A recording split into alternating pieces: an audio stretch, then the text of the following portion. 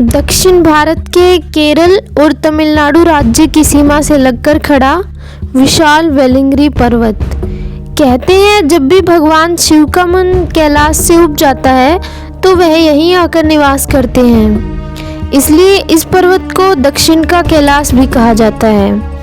और इस वेलिंगरी पर्वत की तलहटी में बसा है एक छोटा सा खूबसूरत शहर कोयम्बतूर। वैसे तो पूरे दक्षिण भारत में ही बारिश अपने पूरे खुमार के साथ बरसती है, लेकिन शायद इस बार मानसून कोयम्बतूर पर कुछ ज़्यादा ही मेहरबान था। पिछले कुछ दिनों से यहाँ लगातार होती बारिश रुकने का नाम ही नहीं ले रही थी। बरसात की ऐसी ही एक रात में अचानक आसमान में तूफानी हवाओं के साथ तेज बिजलियाँ कड़कने लगी, जिसे देखकर सड़क पर चलते इक्के दुक्के लोग भी डरकर आसपास के घरों में आहते में जा छुपे। ऐसा लगने लगा मानो दिल दहला देने वाली ये बिजलियाँ किसी खास मकसद से कोयम्बतूर शहर पर कड़क रही हैं। मौसम में अचानक से आए इस बदलाव को लेकर आसपास के लोग आपस में बातें कर ही रहे थे कि तभी अचानक से किसी ने चिल्लाते हुए कहा, अरे देखो, बरगद के पेड़ पर 5 मुंह वाला नाग लिपटा है। उस आदमी की बात सुनकर वहां मौजूद सभी लोग चौंक गए। तभी भीड़ में से किसी दूसरे आदमी ने हंसते हुए कहा, अरे भाइयों, लगता है इसने फिर से चढ़ा रखी है। आज के ज़माने में 1 मुंह वाला नाग दिखाई नहीं देता और इसे 5 मुंह वाला नाग दिखाई दे रहा है। उस दूसरे आदमी की बात सुनकर वहां खड़े सभी लोग ठहाका मारकर हंसने लगे। लेकिन तभी अचानक आसमान में एक जोरदार धमाके के साथ बिजलियां कड़की और उस बिजली की रोशनी में बरगद के पेड़ पर लिपटा हुआ 5 मुंह वाला दिव्य नाग साफ साफ दिखाई देने लगा। हालांकि उस पुराने बरगद के पेड़ की सबसे ऊंची डाली पर लिपटा हुआ नाग जख्मी था और उसके 5 फनों से टपकता हुआ खून उस बरगद के फलों में रिस रहा था। लेकिन फिर भी अपने 5 फन गर्व से फैलाए तकरीबन 20-22 फुट की लंबाई वाला स्याह काले रंग का वह 5 फनों वाला नाग देखने वालों को दूर से ही अपनी दिव्यता का अनुभव करवा रहा था। अपने आसपास का नज़ारा देखकर वहां मौजूद लोग उस बरगद के पेड़ के नीचे इकट्ठे हो गए। उनमें से कुछ तो उस 5 मुंह वाले नाग को देखते ही घुटनों के बल बैठकर उसकी दिव्यता को प्रणाम करने लगे, तो वहीं कुछ नौजवान उस नज़ारे को अपने कैमरे में कैद करने के लिए मोबाइल फ़ोन ढूंढने लगे। लेकिन इससे पहले कि वो लोग आंखों को अचंभित कर देने वाले उस नज़ारे को अपने कैमरे में कैद कर पाते, वह दिव्य नाग एक छोटी सी दिव्य ज्योति में तब्दील हो गया। तभी एक बार फिर से आसमान में तेज बिजलियां कड़की और अचानक वह दिव्य ज्योति गोली की स्पीड से उड़ती हुई पास ही के एक छोटे से घर की 3री मंजिल पर बने कमरे में दीवान पर सोए शिवा की दोनों आंखों के बीचों बीच जा समाई। शिवा का शरीर पिछले 2 सालों से कोमा में था और इस दौरान उसकी हालत में किसी भी तरह का कोई सुधार नहीं हुआ था। लेकिन जैसे ही वह दिव्य रोशनी शिवा के शरीर में समाई तो उसके शरीर में हल्की हल्की हलचल होने लगी और वो कोमा से बाहर आने लगा। खुद से मन ही मन सवाल करते शिवा को धीरे धीरे सब कुछ याद आने लगा। 2 साल पहले अपने कॉलेज का एंट्रेंस एग्ज़ाम देकर लौटते वक्त वह एक ट्रक से टकरा गया था और तब से उसका शरीर कोमा में था। उस एक्सीडेंट की वजह से शिवा का शरीर तो कोमा में चला गया था, लेकिन साथ ही साथ उसकी कुंडलिनी शक्तियाँ भी जागृत हो गई थी। उसकी आत्मा उसका शरीर छोड़कर भटकते हुए नागलोक जा पहुंची थी। वहां नागराज तक्षक ने उसे संभाला और अपने बेटे की तरह न केवल उसकी आत्मा का रक्षण किया, बल्कि उसे एक नाग का शरीर भी दिया। बल्कि इन 2 सालों में शिवा की आत्मा को 2000 साल की तपस्या का फल प्राप्त करके ब्रह्मांड की सारी शक्तियाँ अर्जित करने में उसकी मदद भी की। और एक दिन जब शिवा भगवान शेषनाग से वरदान पाकर नागलोक की परम प्रतापी सम्राट बन गया, तो उसके साथ कुछ ऐसा हुआ जो उसने सपने में भी नहीं सोचा था। नागराज तक्षक ने धोखे से शिवा के नाग शरीर की बलि दे दी। अपना नाग शरीर खोते ही शिवा की आत्मा फिर से मुक्त हो गई और तब जाकर शिवा को नागराज तक्षक के असली मकसद के बारे में पता चला।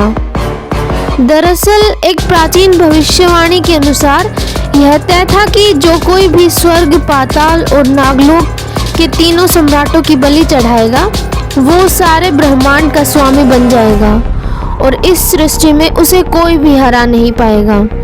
इसलिए नागराज तक्षक ने शिवा से पहले ही भी इसी तरह 2 और शक्तिशाली आत्माओं को ढूंढकर उन्हें नाग शरीर दिलवाया। उसके बाद शिवा की ही तरह अपनी देखरेख में उन्हें स्वर्ग और पाताल लोक का सम्राट बनाकर उनकी बलि चढ़ा दी। हालांकि नागराज तक्षक अपने मकसद में कामयाब तो हो गया था, लेकिन नाग शरीर से मुक्ति होते ही शिवा की आत्मा अपनी सारी शक्तियों के साथ फिर से धरती लोक पर लौट आई और अब वह शिवा के शरीर में प्रवेश कर चुकी थी। नागराज तक्षक की याद आते ही शिवा का मुंह कड़वा हो गया और उसके अंदर गुस्से की आग जलने लगी। उसने मन ही मन खुद से वादा करते हुए कहा, नागराज तक्षक, एक दिन मैं फिर से लौटकर नागलोक आऊंगा और तुम्हें तुम्हारे गुनाहों की सजा जरूर दूंगा। ये मेरा वादा है तुमसे। इतना कहकर शिवा ने धीरे से अपनी आंखें खोली और अपनी धुंधली नज़र से अपने आसपास के माहौल का जायजा लेना शुरू कर दिया। शिवा एक टूटे फूटे से दीवान पर लेटा हुआ था, जिसके बगल में एक छोटी पुरानी मेज रखी थी, जिस पर एक पानी का गिलास, 2 बिस्कुट और उसके परिवार के 4 सदस्यों की एक तस्वीर रखी हुई थी। उस तस्वीर को देखते ही शिवा के मन में अपने पूरे परिवार की यादें फिर से ताज़ा हो गई। यहाँ के लोगों का मानना था कि अग्निहोत्र ब्राह्मण कुल में जन्मे शिवा के पूर्वज भगवान धन्वंतरी से प्राचीन आयुर्वेद और औषधियों का ज्ञान प्राप्त करके यहाँ आकर बस गए और आदिकाल में उन्होंने यहाँ एक आयुर्वेदिक चिकित्सा केंद्र स्थापित किया, जो आज भारत का सबसे बड़ा आयुर्वेदिक अस्पताल है। अब ये तो कहना मुश्किल है कि इस कहानी में कितनी सच्चाई थी, लेकिन इस कहानी की वजह से आज भी शिवा के पूरे खानदान का अच्छा खासा नाम था। हालांकि खानदान का बड़ा बेटा होने के नाते शिवा को इस समुद्र और इज्जतदार शास्त्री खानदान का उत्तराधिकारी होना चाहिए था, लेकिन इस सब के विपरीत उसका बचपन सिर्फ गरीबी, तिरस्कार और अपमान में ही बीता था। शिवा के दादाजी के आदेश के अनुसार उसके पूरे परिवार को घर के साथ साथ शास्त्री खानदान से भी बेदखल कर दिया गया। शिवा के चचेरे भाई भास्कर शास्त्री ने शिवा पर हमला किया, जिसकी वजह से उसके पूरे शरीर को लकवा मार गया। ऐसा न जाने कितना कुछ हुआ था शिवा के अतीत में, जिसे याद करते करते शिवा की आंखें भर आई। तभी अचानक शिवा को बाहर के दरवाजे का ताला खुलने की आवाज़ सुनाई दी और उसका ध्यान टूट गया। शिवा ने देखा कि सामने हॉल का दरवाज़ा खुला और एक लंबी छरहरी सी लड़की जल्दी से घर के अंदर दाखिल हुई और उसने जोर से घर का दरवाज़ा फिर से बंद कर लिया। एक पल के लिए तो शिवा को अपनी आंखों पर विश्वास ही ना हुआ। उसके सामने खड़ी वह खूबसूरत और नाजुक सी लड़की कोई और नहीं बल्कि उसकी छोटी बहन मीनाक्षी थी। मीनाक्षी को देखते ही शिवा ने दबी सी आवाज़ में कहा, मीनू। दरअसल पिछले 2 सालों से कभी कभार शिवा के शरीर में हल्की फुल्की हलचल हो जाया करती थी और शिवा एक आधा शब्द भी बड़बड़ा दिया करता था। इसलिए मीनाक्षी को लगा शायद इस बार भी ऐसा ही कुछ हुआ है। यही सोचकर उसने शिवा पर कुछ खास ध्यान ना दिया और घबराते हुए स्वर में कहा, शांत हो जाइए भैया, हम दोनों छुपम छुपाई खेल रहे हैं। अगर आप चुप रहेंगे तो आपकी मीनू आपको उनियप्पम खिलाएगी। उनियप्पम का नाम सुनते ही शिवा के चेहरे पर मुस्कुराहट आ गई कि तभी अचानक से उसे दरवाजे के बाहर एक भद्दी और बेहुदा मर्दाना आवाज़ सुनाई दी। हाँ मीनू दीदी, आप इतनी जल्दी कहाँ भाग रही हैं? मैं आपको खा थोड़ी जाऊँगा। उस आवाज़ को सुनते ही मीनाक्षी ने चिल्लाते हुए कहा, चतुर चुपचाप यहाँ से चले जाओ वरना मैं पुलिस को बुला लूँगी।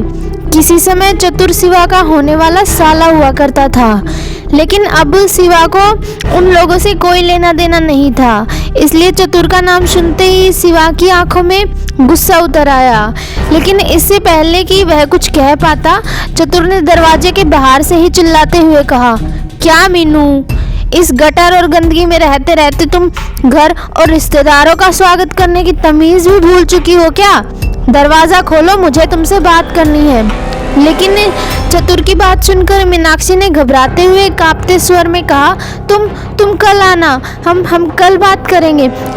अभी मेरी फैमिली घर पर है और उन्हें तुम्हारा यहाँ आना अच्छा नहीं लगेगा, ठीक है? अब जाओ यहाँ से। मीनाक्षी की बात सुनकर चतुर ने उसका मजाक उड़ाते हुए कहा, तुम्हारी फैमिली? हाँ, तुम अपने उस टैक्सी चलाने वाले भिखारी बाप की बात कर रही हो या फिर उस भगोड़ी माँ की जो किसी दूसरे के साथ भाग गई? हे भगवान! या फिर उस जीते जागते मुर्दे शिवा की जो ना जाने कभी कुछ बोल पाएगा या नहीं। बहाने बनाना बंद करो और चुपचाप से दरवाजा खोलो। इतना कहते हुए चतुर ने दरवाजे पर एक जोरदार लात मार दी। चतुर की लात से लगे धक्के की वजह से मीनाक्षी खुद को संभाल ही नहीं पाई और रोते हुए जमीन पर गिर पड़ी। मीनाक्षी की ऐसी हालत देखकर शिवा गुस्से से तिलमिला उठा। वह उठकर मीनाक्षी की मदद करना चाहता था, लेकिन उसका शरीर उसका साथ ही नहीं दे रहा था। दरवाजा खुलते ही चतुर सीधा घर के अंदर दाखिल हुआ और सरसरी नजर से शिवा को देखते हुए बोला, ओह, ये धरती का बोझ भी यही है। दरवाजे पर हुई धक्का मुक्की और अचानक से झटके के साथ गिरने की वजह से मीनाक्षी का लहंगा उसके घुटनों तक सरक आया था। उसके सुंदर नाजुक और चमकते पैर साफ साफ दिखाई देने लगे थे। चतुर ने हवस भरी नजरों से मीनाक्षी को देखते हुए कहा, ये लो मेरी बड़ी बहन जयती की शादी का कार्ड, आना जरूर। चतुर को इस तरह घूरते देख मीनाक्षी ने झट से अपना लहंगा नीचे सरकाते हुए कहा, अच्छा ठीक है, तुम्हें कार्ड देना था, तुमने दे दिया, अब जाओ यहाँ से। मीनाक्षी की बात सुनकर चतुर ने अपने होठों पर जबान फेरते हुए कहा, अरे मीनाक्षी जी, जल्दी क्या है? वैसे मेरी बहन ने कहा है कि जब तुम लोग उसकी शादी में आओ तो अपने साथ इस शिवा को भी ले आना। क्या पता इसी बहाने समाज में तुम सबकी वापसी हो जाए, या फिर क्या पता दीदी की शादी देखकर तुम्हारा ये भाई ठीक हो जाए। ठीक है? मीनाक्षी अपने लिए कुछ भी सुन सकती थी, लेकिन जैसे ही चतुर ने शिवा का नाम लिया तो उससे बर्दाश्त न हुआ। उसने भरे गले से चिल्लाते हुए कहा, मेरे भैया की ऐसी हालत देखकर भी तुम लोगों को कलेजा ठंडा नहीं हुआ, जो अब सारे समाज के सामने उनका मजाक बनाने पर तुले हो। निकल जाओ यहाँ से, हम में से कोई भी तुम्हारी बहन की शादी में नहीं आएगा। इतना कहते कहते मीनाक्षी की आंखों में आंसू भर आए, जिसे देख कर चतुर ने उसे ताना मारते हुए कहा, ओहो, देखो तो जरा भाई बहन का प्यार कितना गहरा है। वो तो मेरी बहन ने तुम्हारे इस जिंदा लाश भाई को माफ करने का मन बना लिया है, वरना हम तो खुद नहीं चाहते कि तुम से कोई भी यहाँ आए। कान खोल कर सुन लो, चुपचाप शादी में आ जाना और साथ में मेरी बहन के कन्यादान में देने के लिए कम से कम 1 लाख रुपए तक के तोहफे लेकर आना, वरना। चतुर के मुंह से 1 लाख रुपए के तोहफे वाली बात सुनते ही मीनाक्षी के पैरों तले जमीन खिसक गई। उसने गुस्से में तिल मिलाते हुए चतुर से कहा, 1 लाख रुपए के तोहफे? किस बात के तोहफे? हाँ, तुम लोग अपनी हद पार कर रहे हो। मेरे भैया और तुम्हारी बहन की शादी तो बचपन में ही तय हो गई थी, लेकिन आज वह मेरे भैया से रिश्ता तोड़कर उन्हीं के चचेरे भाई भास्कर से शादी करने जा रही है। क्या वो काफी नहीं था जो अब तुम हमसे 1 लाख रुपए के तोहफे भी मांग रहे हो? भूल गए जब तुम्हारी बहन बुरी तरह से बीमार थी और मेरे भैया ने अपनी जान पर खेलकर उसकी जान बचाई थी? उस एहसान का बदला चुकाना तो दूर, तुम लोग तो इंसानियत की हद भी पार करते जा रहे हो। मुझे तो तुम्हें अपने रिश्तेदार कहने में भी शर्म। इससे पहले कि मीनाक्षी अपनी बात पूरी कर पाती, चतुर के गुस्से का पारा चढ़ गया और उसने बिना कुछ सोचे मीनाक्षी के गाल पर एक जोरदार तमाचा जड़ दिया, जिसकी वजह से मीनाक्षी लड़खड़ाकर जमीन पर गिर पड़ी। क्या अपने सामने मीनाक्षी को इस तरह पिटते देखकर उसे बचा पाएगा शिवा, या फिर चतुर कर देगा जुल्म की सारी हदें पार? आखिर ऐसा क्या हुआ था शिवा के अतीत में? आखिर क्या रहस्य है नागलोक का, और कौन सी शक्तियाँ मिली है शिवा को?